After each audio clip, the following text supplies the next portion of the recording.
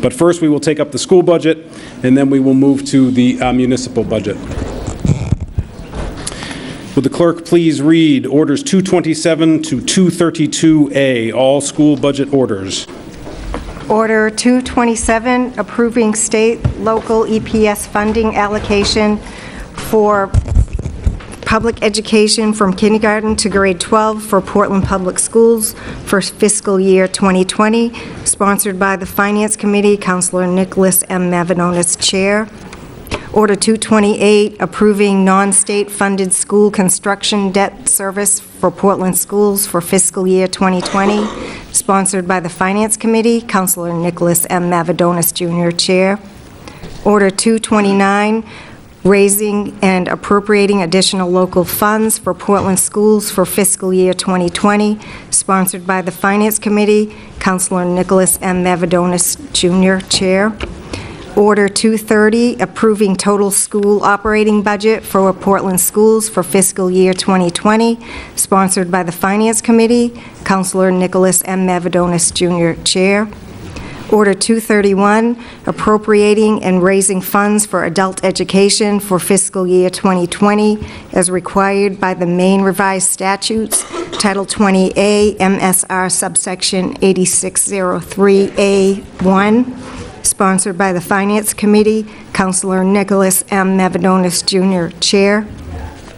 Order 232, raise and appropriate local funds for food service in the Portland Public Schools for fiscal year 2020, sponsored by the Finance Committee, Councilor Nicholas M. Mavronis, Jr., Chair.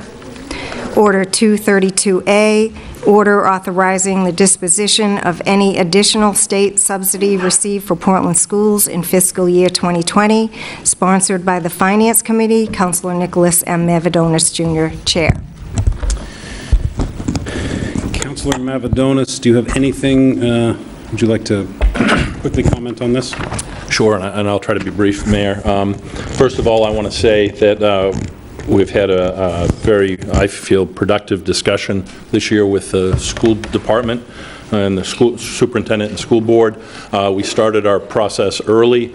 I think we started it early in the fall when we began to meet and start talking about issues that were going to be before the school board and issues about tax rate and impact on the community. So I think it's been a very collaborative process, and I want to thank the school board and superintendent for that. We have worked through at a number of meetings, some joint, and I guess some that were not joint, talking about the school budget. The committee, and we'll move forward with a couple of amendments a little bit later, but the Finance Committee unanimously recommended to this council a reduction in the school board's budget of $450,000. As many of you may know, the City Council has no direct line item veto over the school budget. We cannot say where any reductions, if the full council supports those reductions, we can't say where they'd be made. The school board has been very transparent. Their Finance Committee actually talked about some of the areas they may make some revisions to their budget, and they did that in advance of our last Finance Committee meeting. So for some who have been following the process, you may have seen that.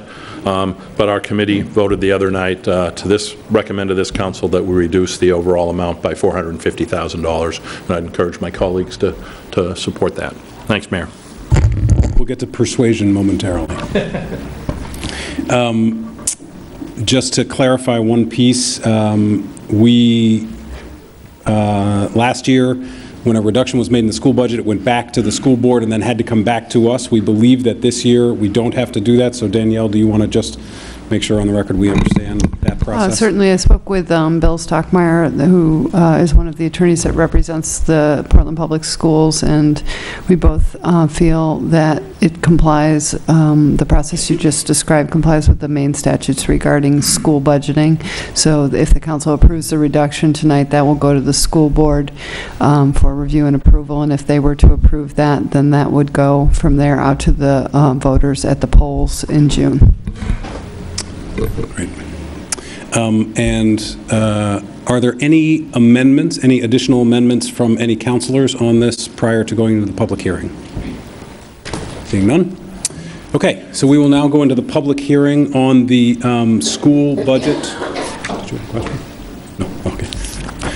We'll now go into public hearing on the school budget. So if you would like to address the council, we know these are a lot of orders, but that's just a lot of the ways that we do this, so we will just be taking comment on the entire school budget. You will have up to 3 minutes. Please state your name, where you live. If you have any particular affiliation, please let us know that, and you'll have 3 minutes to address the council. Does anyone wish to address the council on the school budget?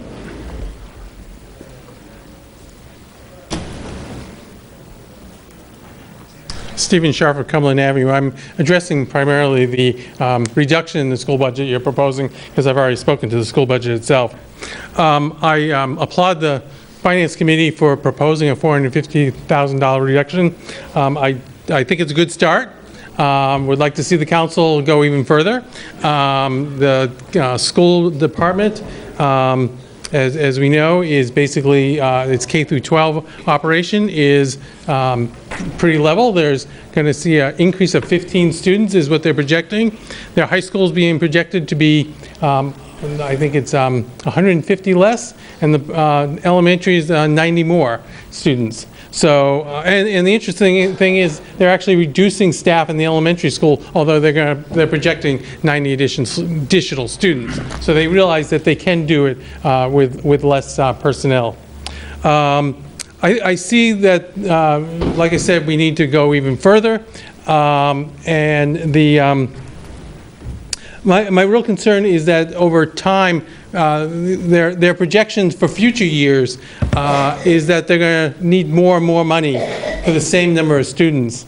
And we need to start reining in the school budget and reining them in and having them come in with a 0% increase of their school budget in future years. Thank you. Thank you. Is there anyone else who wishes to comment? Seeing none, we will close the public comment period on the school budget. Oh. Yeah. Sorry. Is it okay with the council if we reopen the public comment period? We asked a few times, so. All right. We have reopened the public comment period. Got me off guard. Hi, John Thibodeau, 114 Clinton Street, and I'm here for Protect Our Neighborhood Schools. So I left last week's Finance Committee meeting feeling okay regarding the proposed amendment to reduce the school board's budget by $450,000. It's been a long collaborative process with the school board, the superintendent, Portland school staff, the city council, city staff, and the public. And my sense is that all parties felt as though it's been a genuine, productive, give-and-take process. So I tip my hat to all of you. I thank you. So sure enough, after that Finance Committee meeting, I get home feeling pretty good, and I get calls from parents, and maybe you did too, regarding the $450,000 cut and the apparent decision that would come with it, which would be to not implement the Breathe program at Deering and Portland High School. Parents that I respect and know as grounded, insightful people, they shared their stories from their firsthand experiences and that of their kids, of how there are so many at-risk teenagers, story after story that just leave you feeling dismayed, alarmed, and sad. And then to consider these times with tragic violence in schools and realize just how important it is to support the most vulnerable, the most at-risk students. Suffice it to say, my feelings that the $450,000 cut was an okay compromise shifted. I heard what they were saying and it made sense. I then went back to look at the video of that night's meeting. The superintendent saying the teenagers that would be impacted would be, quote, students with serious emotional disabilities, end of quote. He added that the status quo would continue and that it was, quote, inadequate, and that it had been for years.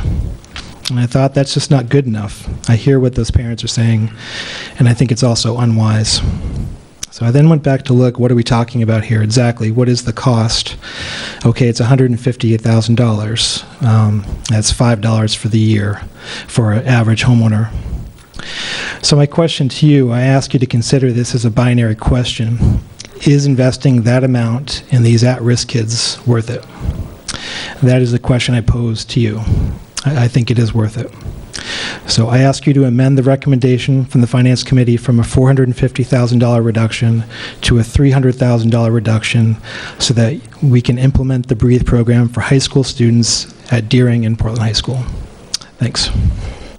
Thank you, John. Is there anyone else who wishes to comment on the municipal budget? Upstairs. School budget. School budget. Hi, my name is Tate Chung, and I'm a resident of Portland. And I'm here to ask that you support the Portland Adult Ed budget recommended by the superintendent, because any cuts to Portland Adult Ed is really a detriment to city's economic development. If anything, we need to invest more in Portland Adult Ed programs. It's the only section of the school system that's been growing. We have over 2,000 people taking ESL classes. It's really an economic development hub and workforce hub. If anything, we need to be investing more now and thinking more strategically for the future.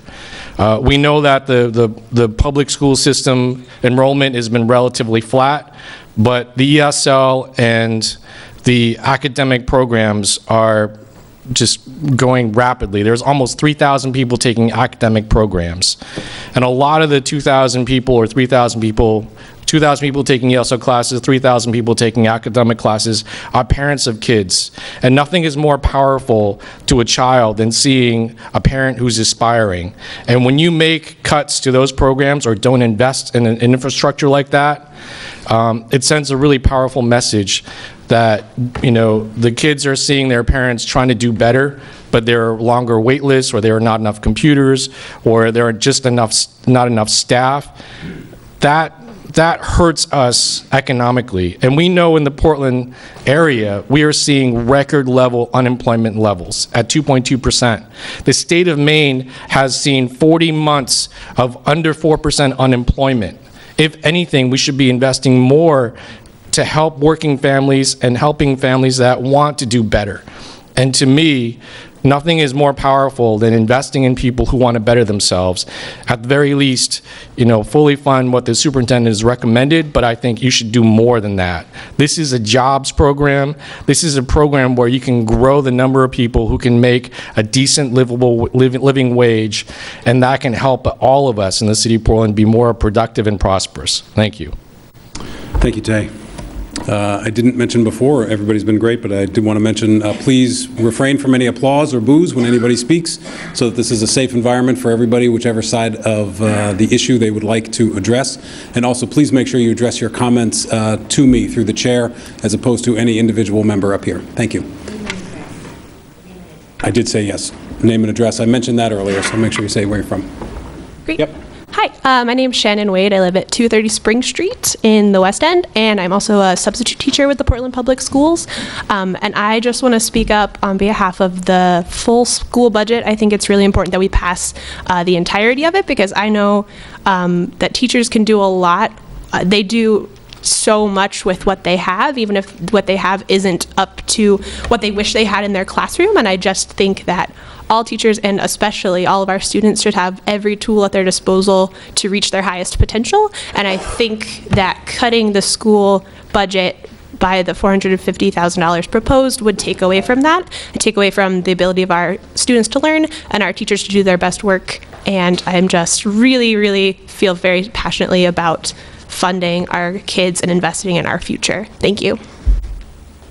Thank you. Shannon, is there anyone else?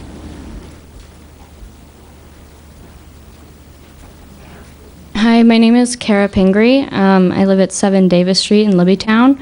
I am 22 and a mom of 2, ages 7 and 1. When I was in my sophomore year here, I had my first daughter, and I actually dropped out in my senior year because there was no flexible programming available for me that I knew of at Deering High School. After a week of being out of school, I was called back to come back to the school and talk to the social worker, and found out that there was an alternative classroom with one teacher with a bunch of students who had trouble with attendance and behavior, and that's finally where I was placed after I had given up all hope, getting straight A's in honors classes and everything. this was my experience coming back to school, was being put into a room where folks had tremendous need and the teacher was tremendously under-supported.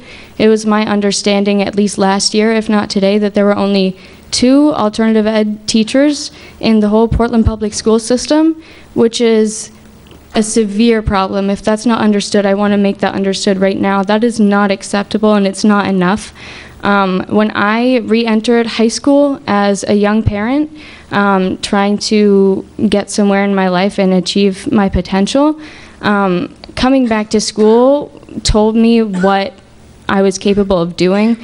My space, being under-supported, told me that my community did not welcome me and that my community didn't believe in me and that my success was only going to come if I was able to survive. And I saw a lot of my peers not surviving and not being able to stay in school the way that I was lucky to be able to do.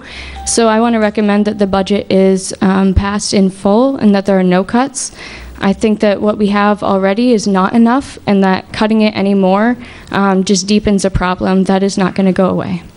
Thanks. Thank you, Kara. Anyone else? My name's Kate Vaughn. I live at 30 Hall Street. I have a 6th grader who goes to Lyman Moore and a 4th grader who goes to Ocean Avenue Elementary. And I also oppose any cuts to the unanimously supported school board budget. I really can't believe we have to fight for about our school budget. Our kids deserve everything, and it's a big mistake to make any of these cuts, and I just don't believe that there isn't money in this city. I don't believe it. There is money, and this budget over and over again is being balanced on the backs of the most vulnerable people in our community, and that includes our school children. They deserve better. You shouldn't cut this budget at all. Thank you, Kate. Anyone else? Seeing none, we will close the public comment period for a second time. All right, Chair would entertain a motion. We have to go through each order. Order 2, which ones do we have? 29 and 230. There is no amendment to Order 227. Chair would entertain, Councilor Mavadonis, Chair would entertain a motion on Order 227. Second. Motion made, seconded by Councilor Costa. Is there any discussion? Seeing none, would the clerk please call the roll? Councilor Dusan. Yes. Councilor Mavadonis. Yes. Councilor Cook. Yes. Councilor Ali. Yes. Councilor Costa. Yes. Councilor Ray. Yes. Councilor Thibodeau. Yes. Councilor Batson. Yes. Mayor Strimling. Yes. Clerk, please read Order 228.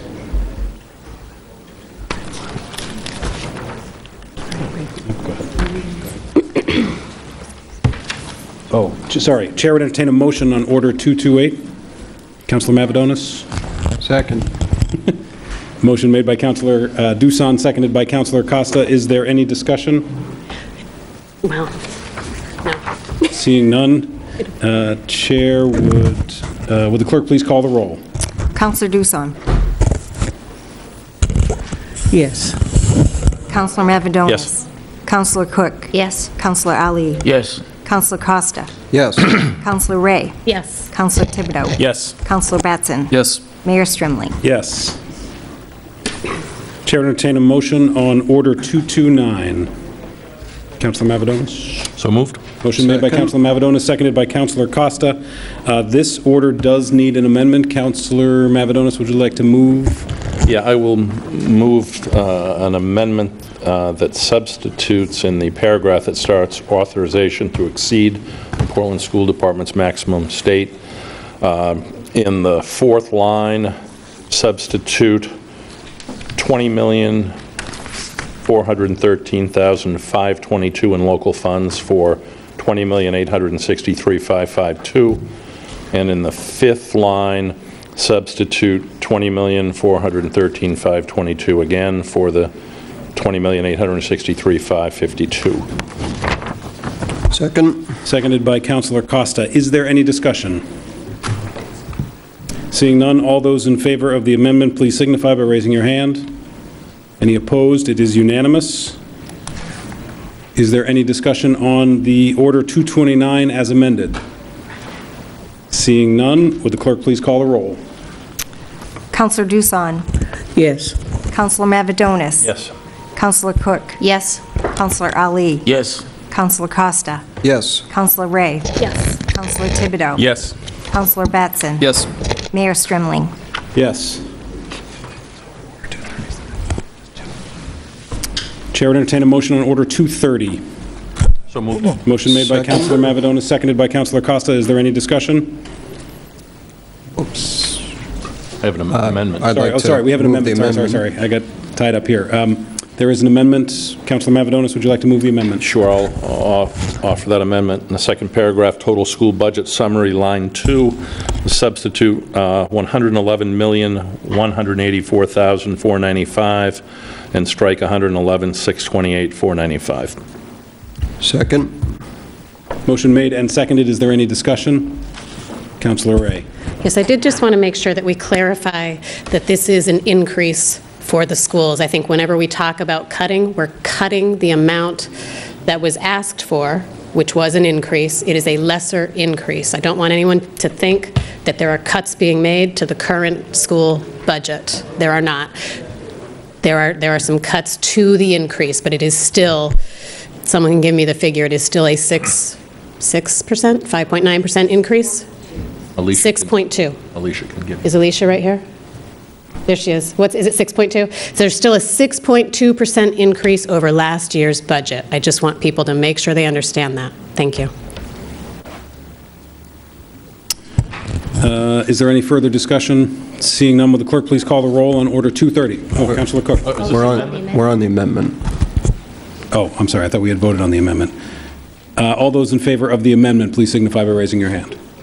Any opposed? It is unanimous. Is there any debate now on the order as amended? Councilor Costa. Thank you, Mayor. I would just like to echo some of what Councilor Mavadonis said earlier and extend my sincere thanks to, I'm looking, for those who can't tell, at the Finance Chair of the School Board. So to Mr. Barrow and also to all the other members of the school board that have worked with us through a very collaborative and healthy budget process this year that obviously includes the superintendent, the finance director, the manager, and our finance director as well. I would just emphasize what Councilor Ray just said, that I think everything that we're talking about here is an expansion of programming that the schools have asked for. We're going to have a significant investment in pre-K education, a significant investment in behavioral health services. All of those are really positive things, and I can certainly say as a former school board member and former school finance chair that I think these are smart investments that are not ideologically based, but based in the demographics of our students. And these programs are uniquely impactful for the student body that we have here in the city. So I'm very excited to be moving in this direction. A lot of these things, especially pre-K, have been discussion topics for a long time. So I am really excited to be moving forward at this time and looking forward to the results that all of our students are going to see in the not-too-distant future. The only other thing that I do want to emphasize, and I guess I'll take this time to do it, is to some of the public comment that was given. I want to mention that the city is actually working in other ways on expanded economic development and job training programs in partnership with Portland Adult Ed. It's not part of the general fund budget, but what we've been doing is actually, for the last several months, working directly with Portland Adult Ed and our own Office of Economic Opportunity on programming that's going to be developed using money that's flowing into our TIF reserve accounts, which is a highly technical thing that I won't bore everyone with, except to say that we are working on it. So the Economic Development Committee has already recommended a specific path forward that's going to allocate $100,000 into additional programming that adult ed is going to be developing. I will leave it to another time for them to present on exactly what that programming looks like, but I'm also very excited to be moving ahead on those efforts as well. Those are going to pay big dividends, I think, for so many of our most vulnerable citizens and residents in the city of Portland. With that said, I will just say again that this has been a productive and very fruitful budget conversation. I'm very happy to be moving in this direction and very happy to see that this is where we've come together this year. And I would urge all my colleagues to support the budget as presented by the Finance Committee. Are there any additional comments? I got no hands. I got two people looking at each other, but no hands. So I saw her hand up first, so I wanted to. I didn't see either an one. opportunity. Councilor Thibodeau. Thank you, Mayor. I just want to rise to thank both the Finance Committee and the School Board for their great work on this. I'm going to support this budget this evening, but I will just say, as I've said in years past, that I think my concern ongoing here is about the 4% increases if the budgets that are proposed pass in their form going forward. Since I've been elected to the council, I believe we started out at about $104 million school budget, and this one before us is $117 million, and that's real dollars on the ground to real people. And so this budget expands programming. It's an expansion of services that we already offer to our students, and some of which I wholeheartedly support, but I don't get to not support the ones that I may disagree with or I may ask us to look at in the future. I've expressed it a number of times to the school board in past budgets when we had joint finance committee meetings, and I just express it again that we are expending a substantial sum of money again, and that my concern is not just when we're in good times, but when we're in bad times, the expansion of programs that we have to potentially look to cut. And so I want to just remind folks here today that what goes up sometimes does come down. And so as we move forward, I'm going to support this budget.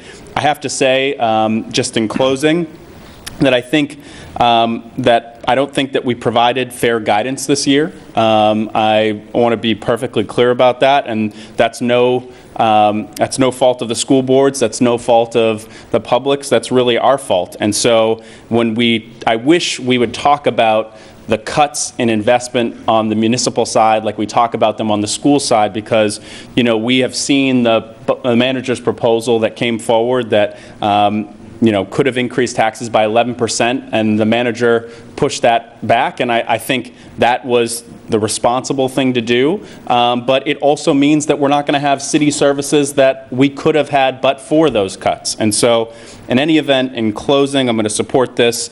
I appreciate the process. I appreciate the Finance Committee's hard work on this, and my hope is going forward that when we're poised with a increase like we have this year, next year, that I think we're going to have to take a really hard look, because I don't know where we're going. I don't know where the future is going to take us here, and I think that is troubling. And I can tell you, in my district, I do get emails from constituents who are concerned about the $5 a month, not because they're concerned about the $5 a month this year, but they were concerned about it last year and the year before that and the year before that. And so this is a creep up in taxes, and I just want to make sure that we fully recognize that. So I will sit down and support this proposal before us.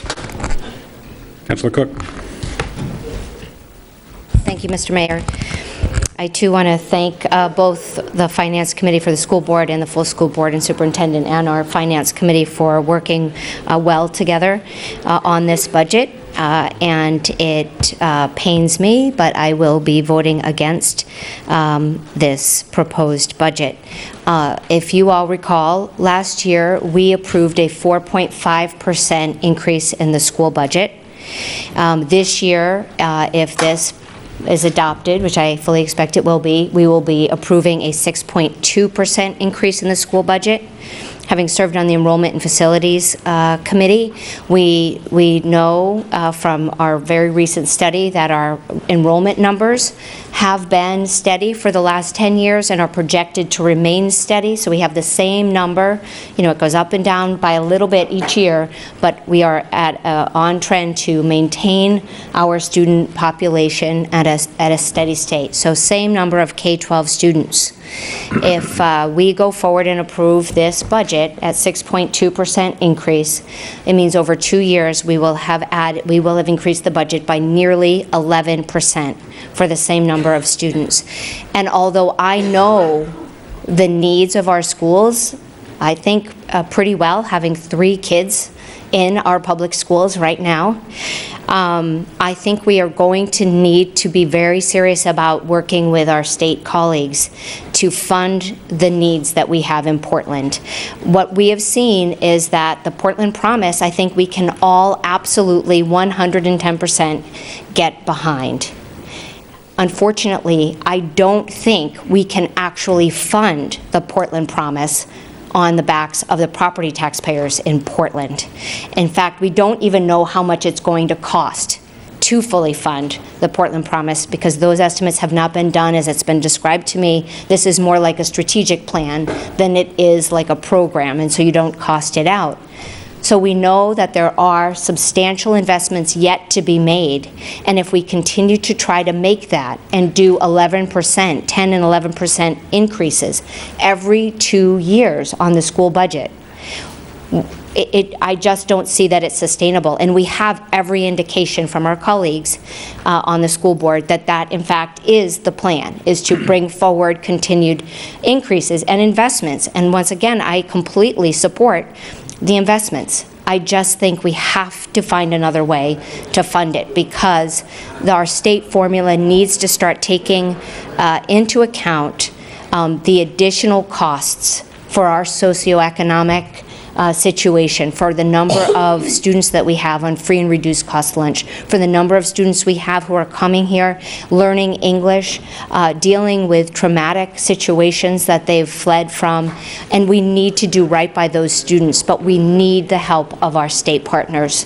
And right now, I don't think our funding formula considers that.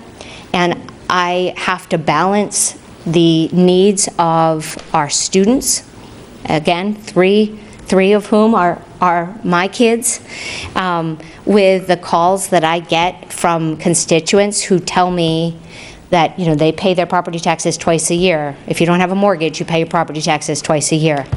And they have to forego their medications on the month that their property taxes are due. And so it weighs on me just as much as the funding that's needed in our schools. And so with that, I'll take a seat, but I just wanted to explain why I will be voting no. Any additional comments? Councilor Ray? I hadn't planned to say anything, but I did want to thank Councilor Cook and Councilor Thibodeau for their comments. I think the point that Councilor Cook has made is very well made. We do need additional assistance from the state. And it is not just because we in Portland, as a place that has a greater number of people that are accessing free and reduced lunch, that's not the only issue. It's also because we are, in this city, according to the state, we are land rich. Our property's worth a lot. And because of that, our school funding gets cut. But our incomes in this city do not mirror the incomes of our surrounding communities. So we need to make sure that the school funding formula takes that into account. It needs to take in the population we're serving. It needs to take in the population we have living here. And right now it's not doing that, and that's why Portland isn't getting the education funding it deserves. And our school board members know this. Our superintendent knows this. I think they've been up in Augusta trying to change this, and we try to talk with our legislative delegation, but we really do need assistance in terms of trying to pay for all the things that we do here in Portland. We all value education up here. I don't think I'm misspeaking for anyone in saying that. And I certainly also want to thank the superintendent and the school board for the budget they did bring forward this year. I do think that they were looking very hard at addressing achievement gaps that exist here and making sure that we are providing excellent education for students and meeting them where they are, no matter who they are. So I think the school department, the teachers, everyone is doing a wonderful job.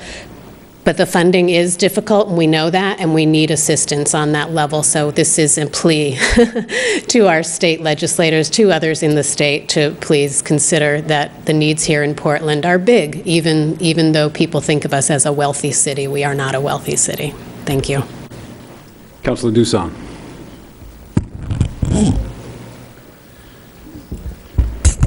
I'll be voting in support of this budget, but because I want to be able to converse with my constituents and other folks in the city, I want to be able to support a school budget, to advocate for a school budget as the budget goes to vote.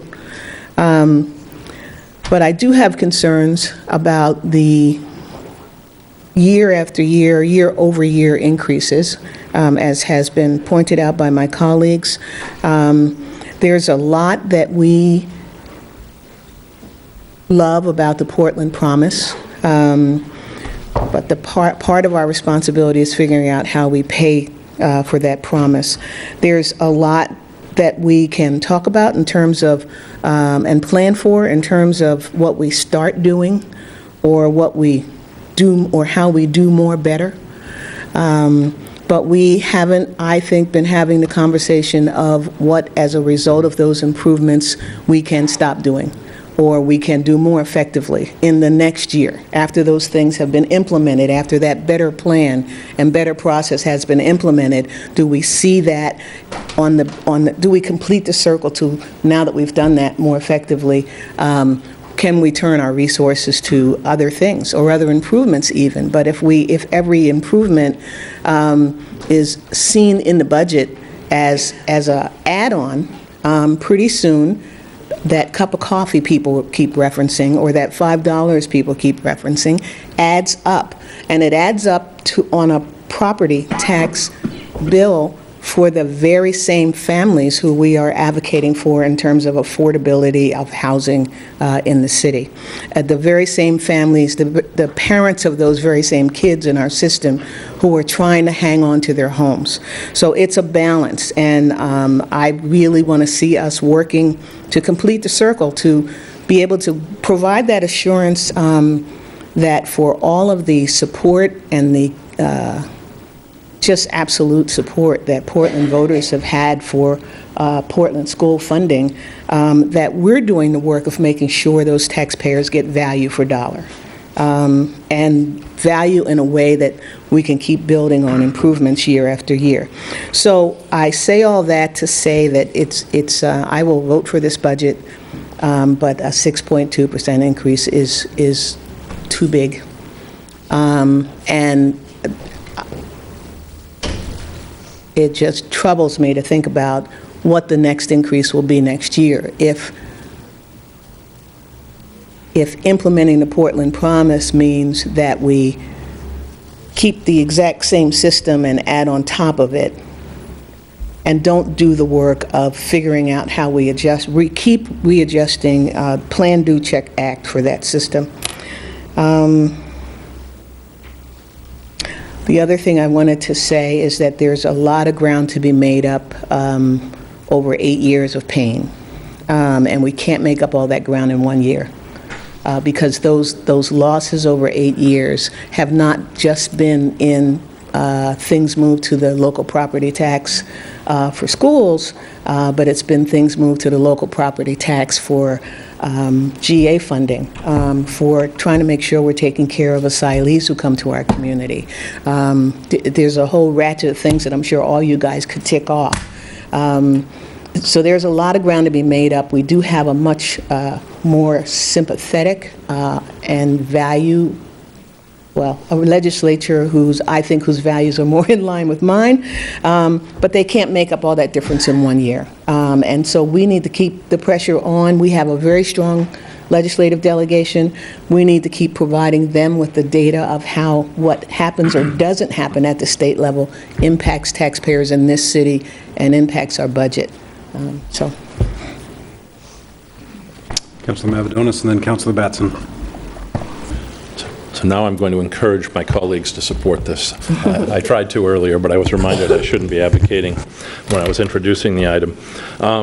And I'll just briefly reiterate, I mean, we did have, I feel, a very good process this year. The school board and the superintendent came to many of our meetings. Anna Trevorrow, who chairs the Finance Committee, did a great job at making sure there were lines of communication open from the time we started talking about this many months ago.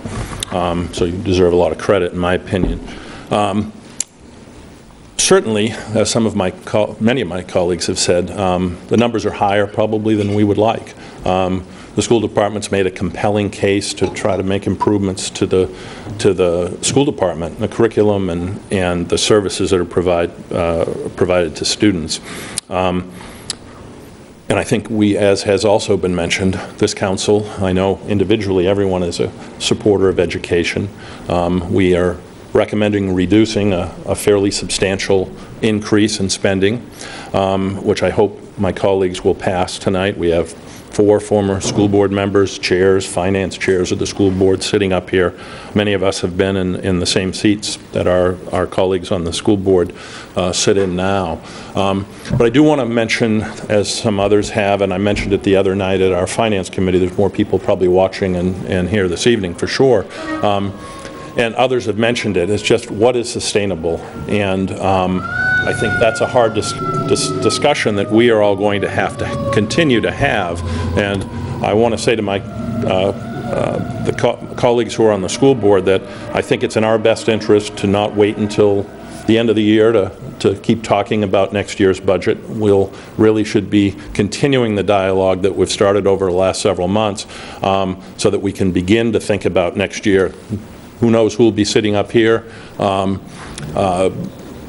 You know, who knows who may be sitting in some of your seats, but we clearly have to have that conversation, keep the good dialogue going that we have right now.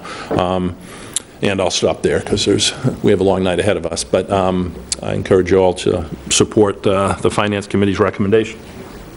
Councilor Batson. Thank you, Mayor. I just want to quickly rise to essentially give many thanks. Thanks to my colleagues who raised wonderful, eloquent points around fiscal responsibility and sustainability. I think it's something to be cognizant of as we move forward because this is a long-term conversation, of course. And just really want to give thanks to the school board, as Councilor Mavadonis just spoke to, working collaboratively with you guys this year, and the communication was just, it was really there compared to previous years, and I just really, really appreciate the hard work that you guys put into this. So thank you for that. And I'd also like to thank the Finance Committee who put in a lot of long hours and made some tough decisions, and I'm happy with where we are today with the numbers in front of us, so I just want to thank you guys. Councilor Ali. Thank you, Mr. Mayor. I want to thank the school board and the Finance Committee on the city side. In a district where we have a lot of young people and a lot of students, some of whom I work with, the challenges that we have is many. And in order to solve those challenges and get the education that our students deserve, we need to put more money into our education system. And since the taxpayers of Portland are paying their part, I will encourage both the school board members and my colleagues on this side to continue to have conversation with our state delegation, as we are already doing, to make sure that we get all the support that we need from the state in order to deliver that education that our students deserve. So thank you, and I will be supporting the budget this evening. Seeing no additional comments, I'll just briefly say also a thank you to the school board, to the superintendent for your hard work. I'm proud to support this budget tonight. The expansion of universal pre-K and the expansion of the social work programs to help some of our neediest students are vital to our future, and making these kinds of investments, I think, is what will help us to have the best school system in the state of Maine. So I greatly appreciate that work. I also do want a little shout out to Governor Mills. This increase could have been a lot higher. I know we've talked about the state legislature in hopes that they're going to continue to do more, and I hope they will. But Governor Mills did inject an additional almost $40 million into the school budget for this year and for next year, and that meant that there was $2 million additional dollars than we thought was going to be coming, and that greatly helped in terms of being able to make sure that universal pre-K and some of these other initiatives could be put in place without having a tax levy that was too burdensome for the city of Portland. So that work hopefully will continue. Hopefully the legislature will pass that budget, and if they choose to send any additional funding our way, we will certainly find a way to make it work best for the students in the city of Portland. So with that said, would the clerk please call the roll on Order 230? Cannot see it without my glasses. Counselor Duzon? Yes. Counselor Mavadonis? Yes. Counselor Cook? No. Counselor Ali? Yes. Counselor Costa? Yes. Counselor Ray? Yes. Counselor Thibodeau? Yes. Counselor Batson? Yes. Mayor Stremling? Yes. Motion carries 8-1. Counselor Cook in opposition. Chair would entertain a motion on Order 232. 232 or 1? 231, forgive me. 231. So moved. Second. Motion made by Counselor Costa, by Counselor Mavadonis, seconded by Counselor Costa. Is there any discussion? Yes. Thank you. I just had a question on the adult ed. At the first Finance Committee, or the Joint Finance Committee meeting a month or two ago, I had asked for some information, and I suspect it was probably brought back to the committee the following meeting when I was not there. But I thought if the superintendent or anyone else might be able to answer it. It was regarding our adult education program and what percentages of the students and enrollees are from our neighboring towns, not Portland residents, and whether there's been any progress working with those neighboring towns to help to fund our programs that we open up for free to members of other towns. Are you asking that question? It was reported back to us, so it is in the backup material, I believe, from our first. You don't think it's there from the school? Okay. We did discuss it again, but anyway, can anybody address that from the school side, or Anita might be able to. Sorry, yes. Or it's up to them. Either one, whoever the superintendent would prefer. So. Unfortunately, I hadn't planned on addressing that this evening, but we did present the information. We didn't answer the questions at that.